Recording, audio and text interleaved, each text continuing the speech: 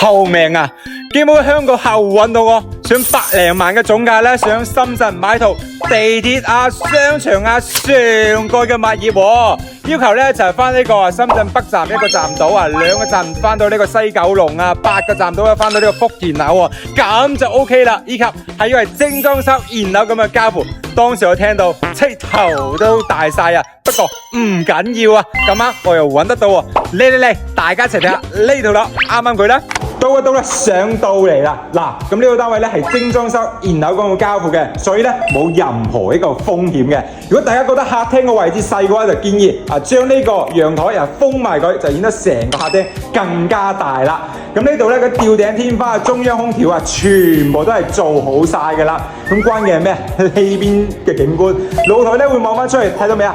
藍天白雲、青山綠水，喂，呢啲景觀都值翻回票價啦！你買翻嚟退休養老住，呢啲單位最適合不過咯。咁再睇翻呢邊啦，呢邊咧就係乾濕分離嘅洗手間啦。咁我衛浴咧係用咗呢個 TOTO 嘅大品牌嘅，佢用 TOTO 就算啦，嗰個死人屎坑仲用咗智能紙坑先，呢啲開發商咪得人中意咯。咁再睇翻啦，你平時瞓覺地方啦，方方正正，最主要係咩？